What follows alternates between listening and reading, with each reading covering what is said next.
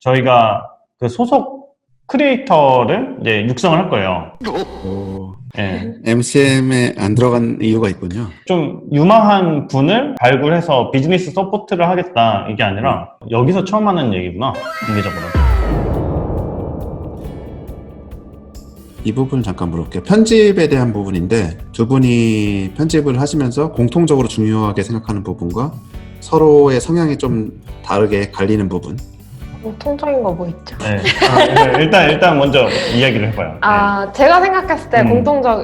이 생각은 다를 수 있으니까 네. 또, 공통적으로 좀 중요하게 생각을 하는 거는 저희는 되게 친절하게 하려고 하는 것 같아요. 그러니까 저희가 다루는 주제들이 어떻게 보면 완전 쉬운 얘기는 아니거든요. 근데 편집을 하다 보면은 이 사람이 하는 말이 그냥 다 그렇겠거니 하면서 편집을 해서 갖다 붙이는 경우가 있어요. 근데 사실 이거를 처음 보는 입장에서 이 주제를 접하고 이야기를 접하면은 그게 되게 어렵고 진짜 온전히 이해되지 않는 지식의 영역인 경우가 있거든요.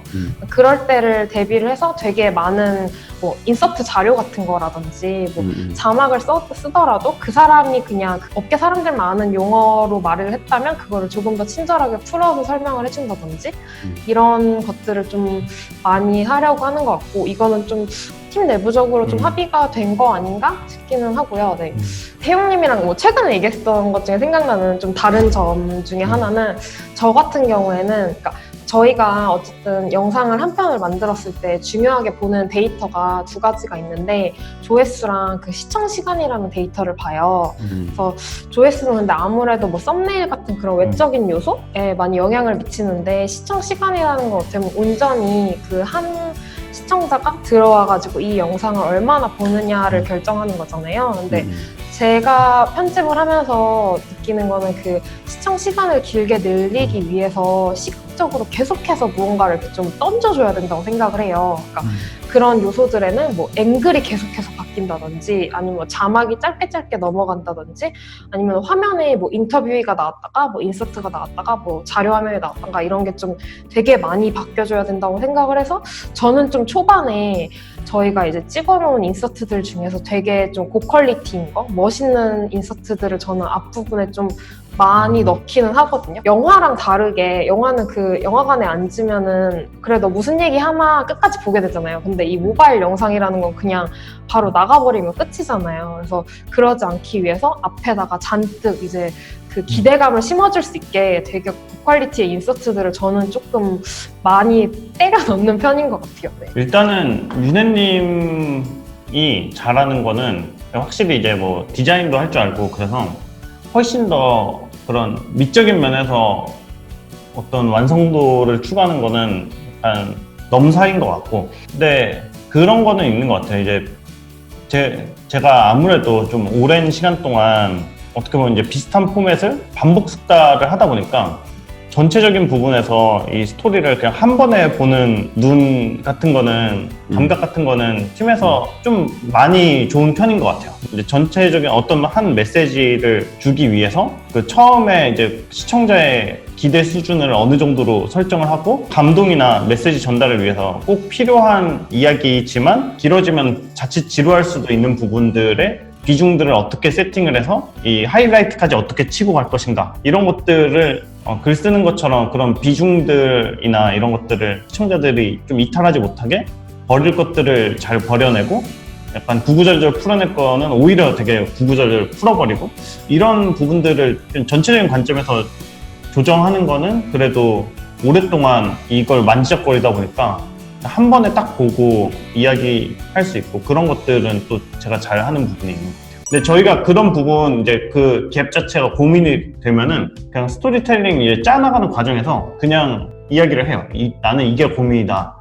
이게 고민인데 뭐 어떻게 생각하냐, 이런 이야기를, 그러니까 완성본 딱 만들어 놓고 이렇게 하는 게 아니라 중간중간에 그런 고민들도 이야기하고, 이 의미가 이렇게 전달될까봐 우려스러운데 이제 본인의 생각은 어떠냐, 이런 걸 그냥 오히려 물어봐요. 아직 뭐 작은 팀이라서 그럴 수도 있지만 커지면서도 유지됐으면 좋겠는 게, 그런 좀 태도적인 면에서 그래도 만족을 하시는 것 같아요. 출연하신 분들이.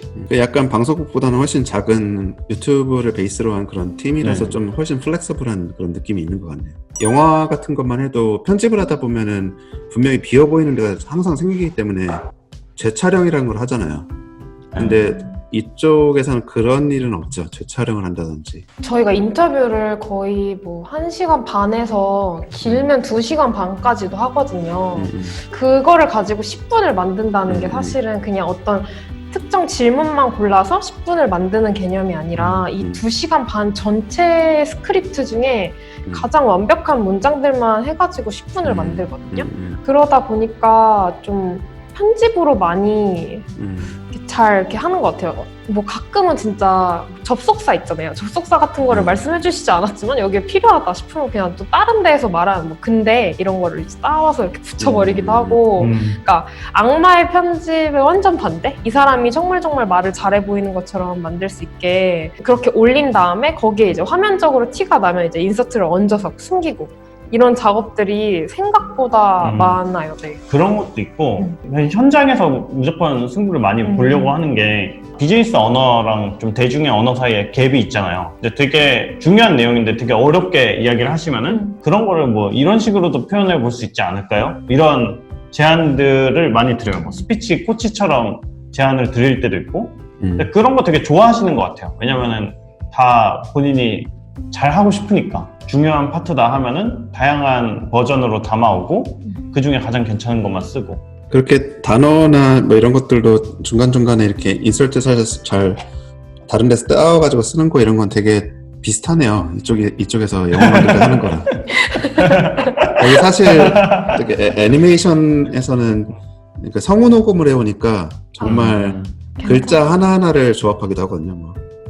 근대 할 때도 그는 여기에 있는 그는 쓰고 대는 또 다른 데에 있는 그 대를 쓰기도 하고 약간 우리가 생각하는 가장 최적의 그런 높낮이 인토네이션 이런 거 만들기 위해서 정말 막 완전 그 배우가 한 목소리가 아닌 막 조합된 아예 문장을 만드는 경우가 되게 많거든요. 근데 저도 이제 자료 조사를 어느 정도 하고 이제 만나다 보니까 자녀분이 뭐 장애가 있고 이제 좀 그게 창업에 어느 정도 이제 뭐 배경이 됐다라는 거는 이제 저도 알고 있고 이제 이 사람도 알고 있지만 뭐 시청자는 뭐 모를 수가 있잖아요. 근데 사람 마음이라는 게 좀 그런 이야기를 영상 매체에서 편하게 그 우회적인 표현이 아니고 그냥 말하기가 좀 그렇잖아요. 이제 맞아요. 가족의 사정이 있어서 그렇게 됐는데 우연찮은 기회로 이렇게 창업으로 이어졌다. 뭐 이런 뭉뚱그린 표현들을 많이 해요.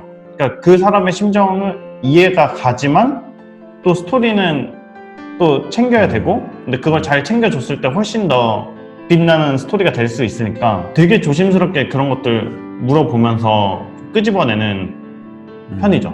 그러니까 이게 뭐 말씀을 그렇게 하셨는데 괜찮으시다면 뭐 어려우실 수도 있겠지만 이제 모르는 분들이 있을 수 있을 것 같으니까 좀 뭉뚱그리지 않고 이렇게 표현해 주실 수 있냐 이런 것들 그런 작업들을 현장에서 끈기를 갖고 하는 게 되게 중요한 것 같아요. 인터뷰에 참여하시는 분이 조금 더 용기를 내시고 조금 더 구체적으로 이제 풀어내주면 사실 소스가 너무 좋기 때문에 편집단에서는 훨씬 쉽고 근데 현장에서의 노력이 없으면은 그냥 뭐 망하는 거죠. 그런 거는 뭐 구독자 1, 뭐 조회수 1 이런 게 그 사람이라는 인식을 강하게 갖는 게 되게 중요한 것 같아요. 마치 뭐 구독자 뭐 1000명 달성, 뭐 10,000명 달성 아니면 조회수 200 나왔다, 400 나왔다 이게 그냥 숫자가 쌓인 걸로 보는 것과 그거를 사람으로 인식하는 그 크리에이터와의 차이가 엄청나게 큰 것 같아요.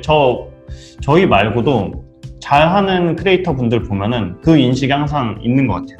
내가 그냥 조회수를 잘 쌓겠다 아니면 구독자를 막 늘려보겠다라고 해서 이렇게 담은 사람을 약간 좀 자극적으로 만들어 버리면은 조회수는 쌓는데 다음 사람이 없어질 수가 있고 그런 부분들이 있는 것 같아요. 그래서 이런 조금 더 전체적인 관점에서 콘텐츠의 임팩트까지 고려를 생각을 한번 해보는 게 되게 중요한 것 같아요. 내가 그냥 좋아서 어떤 기록물로서 영상을 만드는 게 아니라 사람들한테 보여지고 싶은 영상을 만드는 거라면 그 주제 자체는 뭐 마이너하고 많은 사람들로부터 관심을 받기 어려울 수 있어도 뭐 초반이라든지 뭐 진짜 뭐 유튜브라면 썸네일을 이용해서라든지 이게 왜 의미 있는 콘텐츠인지 그 너가 이 영상을 보게 되었을 때 그 시간 동안 이 영상을 보게 되었을 때 뭘 얻을 수 있는지에 대해서 앞부분이든 썸네일이든 제시해주는 게 되게 중요하다는 생각은 해요. 특히나 유튜브에서 그런 것 같은데 조회수 뭐 신경 안 쓰고 만들 거야 라고 해도 실제로 조회수 안 나오면은 점점 재미 떨어지는 친구들을 진짜 많이 봤거든요. 맞아요. 그거는 네. 말이 안 될 것 같아요. 조회수는 나와야 돼. 네, 그래서 맞아, 내가 맞아. 이거를 지속하기 위해서라도 지속하고 싶은 마음, 그 동기를 계속 얻기 위해서라도 사람들로부터 좀 선택받을 수 있는 영상을 만드는 게 좀 중요하지 않나 이런 생각이 드는 것 같아요. 저희가 그 소속 크리에이터를 이제 육성을 할 거예요. 예. MCM에 안 들어간 이유가 있군요. 유망한 분을 이렇게 발굴해서 비즈니스 서포트를 하겠다 이게 아니라 여기서 처음 하는 얘기구나 공개적으로. 와.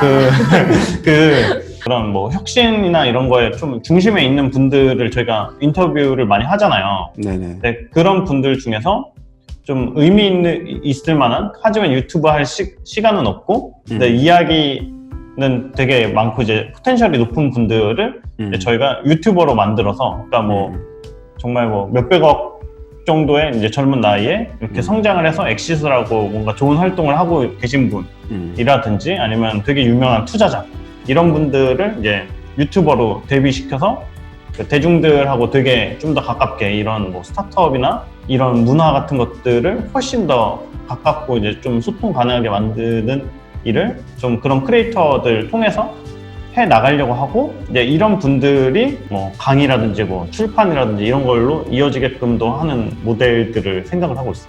픽사 이제 팀원들도 알아요? 많이 몰랐는데 요즘 다 알고 있고 그리고 뭐 특별히 뭐 회사에서 관두라고 하는 것도 없고 그냥 하려고요 계속. 그 막 이상한 짤 같은 거를 그냥 성형님의 감각으로 툭툭 던지는 게 너무 재밌더라고요. 뭔가 이렇게 계획해서 넣는 게 아니라 정말 무의식의 흐름. 무의식의 흐름으로 넣는 거예요 진짜.